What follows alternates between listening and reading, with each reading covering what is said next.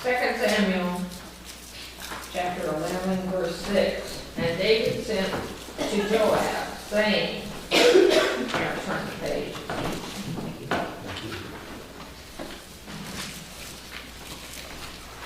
Send me Uriah the Hittite. And Joab sent Uriah to David.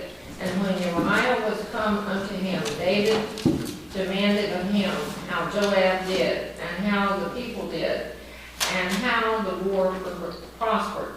And David said to Uriah, Go down to thy house and wash thy feet.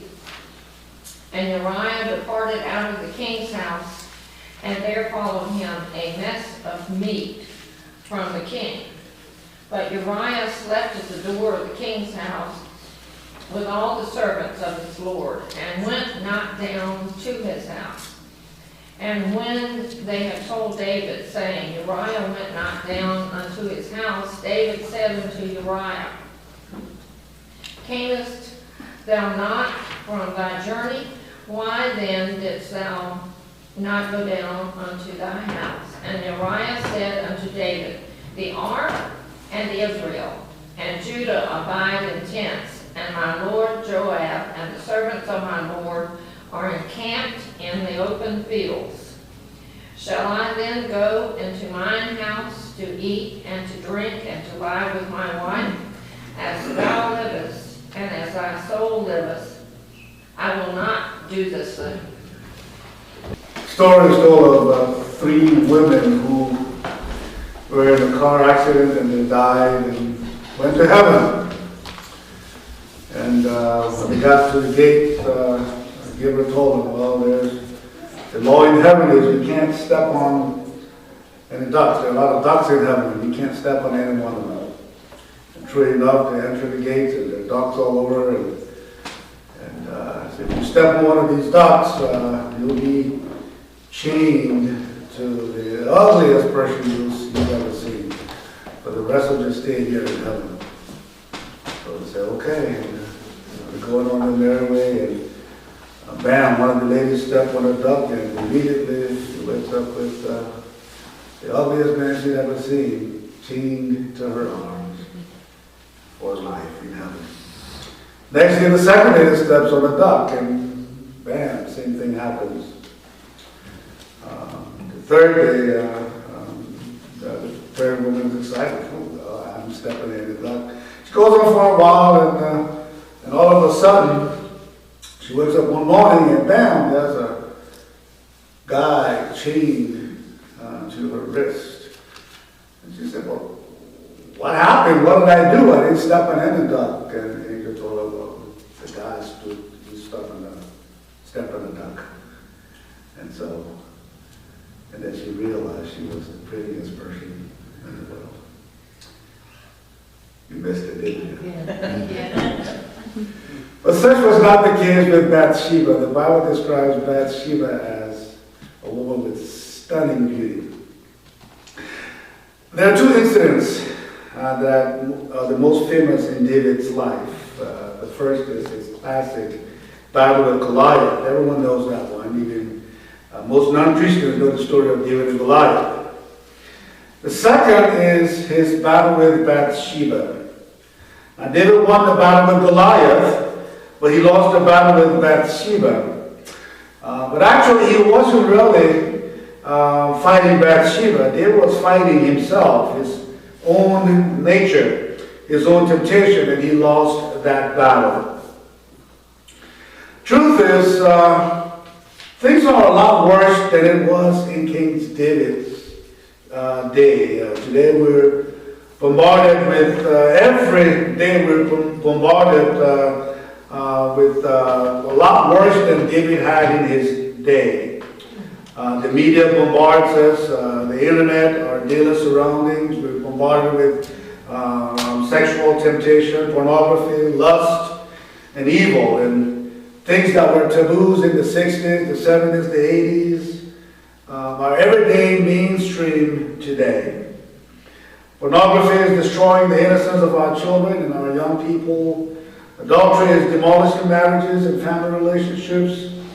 And Hollywood is pushing the sexual envelope to the extreme in movies and televisions, even ones that are rated for children. And finally, our liberal government is determined to pervert everything that we once considered sacred, moral, and traditional. And we're all stakeholders because all of us here have sons, grandsons, great-grandsons in our villages. We hear the common saying, it takes a village to raise a child. So in our own villages, we have sons, brothers, sisters, maybe children. And so we all are stakeholders in what we find around us today. So David has been in power for several years, and David has had a lot of political, military, and economic successes, which perhaps has become a problem for him. Because many powerful and successful people come to believe that rules are made for everybody except them, and that they can do anything that they want without answering to anyone, without any accountability. So this story tells us the truth about the way things were during David's day and the way things still are today. So we look back at the previous chapter, chapter 10, we find that Joab, one of David's generals, leads Israel against the Syrians and the Ammonites. Now, they were not slaughtered, but they did not win a decisive victory. But if you go towards the end of the chapter, when David comes into the picture as king and leads Israel into battle, they win a decisive victory. There's something about wars when kings are present and lead their people. So experience should have told David that now in chapter 11, the men are going out to fight, that he should be there to lead. And this was customary during this time in the Old Testament. Middle Eastern kings were supposed to march out into battle with their soldiers. But instead of going out into the battlefield, David sent out his officers in his place, and he stayed behind in Jerusalem. Now, if David's attention had been where God wanted it, he would never have put it where God did not want it. Galatians 5:16, Paul says, walk in the Spirit so that you shall not fulfill the lust of the flesh. But David goes AWOL. He's not on the battlefield with his troops. So let's look at verse 1. And verse 1 states there for a reason. It says, it happened in the spring of the year, at the time when kings go out to battle, that David sends Joab and his servants with him and all Israel. And they destroyed the people of Ammon and besieged Rabbah. But David remained in Jerusalem. So the author here is trying to make a point that David chose not to go to where he should have been as king and the spiritual head of Israel, but chose to remain in Jerusalem. And this is mentioned for a purpose. First, I believe David had a plan. Second, because he had a plan, second, he was outside of the will of God and not where he should have been, which was leading his troops in battle. Now, we all know the story, how it goes. And people say that this right here, him staying home and his affair with Bathsheba, began the chain of events that led David to murder. But it's really not so, because David showed his disregard for God's plan for marriage many years ago when he was king of Judah in his 30s, because he took more than one wife, so he showed no regard for God's plan of marriage. So this showed a lack of sexual restraint and an indulgence of his passion. During the time David was king of Judah, he had 6 children by 6 different women. So this matter of Bathsheba was simply the climax of something that had been going on in David's life that he had left unchecked for 20 years. It didn't just pop up. It didn't just happen all at once. Staying home from the battlefield merely provided that opportunity for that long-standing lack of restraint and indulgence of passion to display itself in David. See, when you're not where God wants you to be, you're in trouble. When you do not deal with those feelings of passion and indulgence that you know you're dealing with, you are in trouble. And David did not do that. And so he wakes up and he walks on his balcony, and the Hebrew word there for walk is halak, and it means to pace back and forth. So David could not sleep, and he's pacing back and forth, and it would seem that he's uneasy. One, because he wasn't where God wanted him to be, which was on the battlefield. Feeling guilty because he knew that he had a plan, and that plan was wrong. Now God was dealing with him and his conscience. He sees Bathsheba taking a bath, and he does not turn away. He lusts after her. Now, David had many wives. His many wives did not satisfy his lust. It wasn't so much that David wanted Bathsheba, but it was that he would not be satisfied with what God had given him. Let me say that again. It's not that he did, the problem was not that he wanted Bathsheba. He had many wives. The problem was he was not satisfied with what God had given him. And often that's where our problem comes from. David and his son Solomon show us that if one woman isn't enough, 1,000 will not be enough. Now Bathsheba represents many different things in our lives. There are many different types of Bathshebas in our lives, things that we lust after. Okay? So Bathsheba is a metaphor of many things in our lives. So David sees her and he inquires about her. Now, I don't believe that this is the first time David has seen Bathsheba. Because from the story, the proximity of Uriah's house where Bathsheba lived was close to the palace. Because he's walking out and he looks out and he sees her bathing. So I'm pretty sure that he has seen Bathsheba before. So how could this have been the first time? So when they tell David who she is, he asks who she is, and they tell him that she is the granddaughter of Ahithophel, who was David's his counselor, and also the wife of Uriah. So Uriah was one of David's best officers. So that means that being the granddaughter of Ahithophel, she was a person of prominence in society. And often kings would entertain their officers at the palace and have some wine and when they win battles. So I know that David most certainly knew Uriah because they would go with their wives and they'll have some wine and food in the king's palace. So David certainly must have seen Bathsheba before, knowing that it was Uriah's wife. So David then would suggest or would seem that David had this developing feeling because he'd seen Bathsheba before, and hence that was the reason why he did not lead his troops into battle. He stayed back home because he had formed a plan in his mind to go after Bathsheba.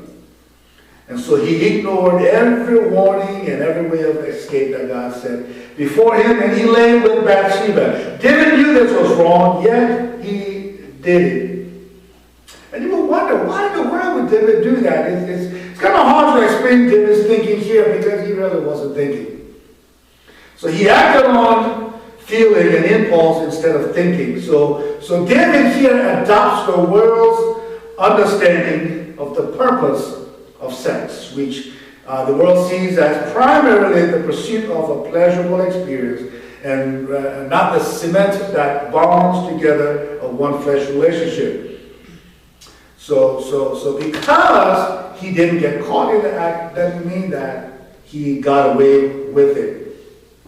So it happens that Bathsheba gets pregnant and she sends word to David that she's pregnant, and David does what most unrepentant sinners would do. He tried to hide his sin rather than repenting. Our hidden sin hinders our fellowship with God and others, and it's a spiritual barrier to spiritual life and power. So now he has to cover up the sin, and he sends for Uriah to go home on a break. And he tells Uriah, well, you've been at war and you haven't seen your wife. Why? Go home and see your wife, hoping that Uriah will go home to his wife and lay with her, and he can cover or mask the pregnancy. But listen at Uriah's response. Uriah says, the ark and Israel and Judah are staying in tents, and my commander Joab and my Lord's men are encamped in the open country. How can I go to my house to eat and drink and make love to my wife? As surely as you live, King David, I will not do such a thing. Wow. This is honor. That he chose not to leave his men in the field. But notice the first thing he says. The first thing he mentioned is the ark and Israel are dwelling in tents. This shows that Uriah had a passion for the glory of God, even though he was a Hittite and not a native Jew. But yet the one who was God, the one after God's heart, did not have the glory of God in mind. Uriah was a man of great integrity. He was willing to sacrifice his own desires and ease, and he did not want to enjoy the comforts of home while his fellow soldiers endured hardship on the field of battle. David even he brought him into the palace and gave him wine to make him drunk. David was drunk with lust when he slept with Bathsheba, and he hoped that by making Uriah drunk with wine, he could bring the same result. But it does not work because of Uriah's integrity. He was a man of honor. And so David, since his plan doesn't work, decides to use his power and commit murder. Now you can see David sinking down into this pit. One compromise after another. And this is how sin is. First you sin, then you do something to cover up your sin. And often the cover-up is more scandalous than the sin itself. Sin can become a tangled web of lies and deceit. And we see this in our government right now. There's so much corruption, so much double standards, and some people are protected against the law, while others use the law against others as a tool to harm them. And there's so much double standards, lies and corruption, and you go after one president and the other one gets off the hook. It's no wonder institutional trust is at an all-time low in our country. Put sin to death in your life, and otherwise it will multiply. Because sin leads to more sin. Putting sin to death leads to purity in life. Martin Luther once said, you can't keep birds from flying over your head, but you can certainly keep them from building a nest in your head. David invited the sin of lust to roost in his hair and build a nest. It became the sin of lust that turned into the sin of adultery, which also turned into the sin of murder, because he takes another life by doing so. Uriah, watch, did not die. Well, David sends word, a letter to his commanders, and said, put Uriah at the front of the battle, where it's really raging. And then the rest of the soldiers draw back, step back, and leave him in front, because he knew that would certainly meant Uriah's death. And it happened. In the midst of the battle, the soldiers stepped back, and Uriah was left up front. And sure enough, he died. But Uriah did not die because he could not handle the intensity of the battle. He died because of the negligence of those who were supposed to support him in the battle. Those who were there to protect him and keep his back stepped back. And that's why he died. The paradox here is the true enemies of Uriah were not those he was fighting in the front, but those he was expecting to protect him in the back. Because Uriah was a skillful and well-trained soldier, one of the best in David's army, but still he could not fight the battle alone. He needed a faithful team to back him up. It's not that he was weak, inexperienced. The real issue here was his soldiers left him and they stepped back from the battlefront. Now let's think about this in terms of the church and our own battles. When we step back in this battle in time of trouble and need, innocent and faithful people die physically, emotionally, spiritually, because of us. When we pull back and expose our brethren, expose our leaders, our pastors, our deacons, our wives, our husbands, when we do that, we become co-workers with the enemy. And God is watching us. God will hold us accountable for neglecting our brothers and sisters in times of need. Integrity is a valuable character, a trait that reflects the alignment between our words and our actions. And if we fall back in this battle, it's clear that we're in a battle. It's obvious we're in a battle. God holds us responsible. Integrity is not a spiritual gift. It's the result of self-discipline and our decisions to act in obedience to God's word. And it mandates to our lives in all situations. Today, I look around and I see many in this battle are stepping back. There are many who are saying, this battle is not mine.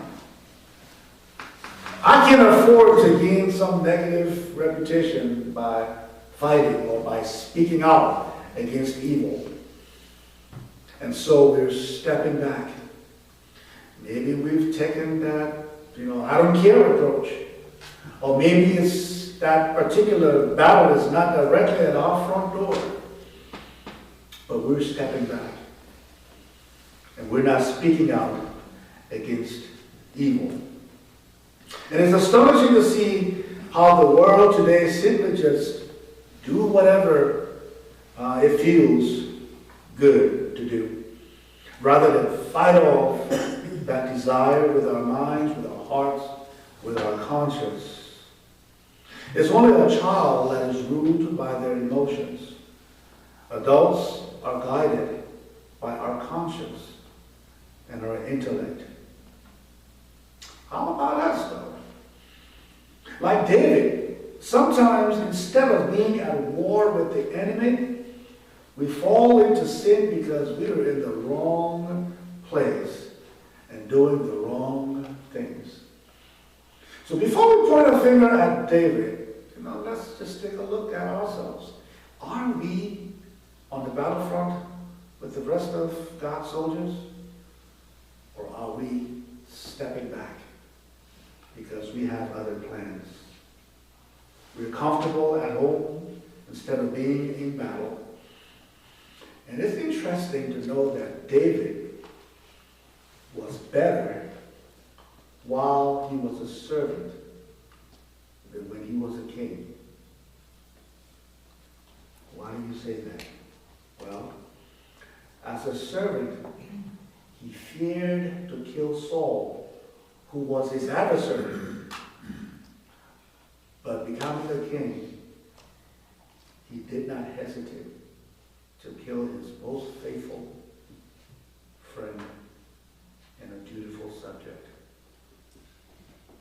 Just think about that for a moment.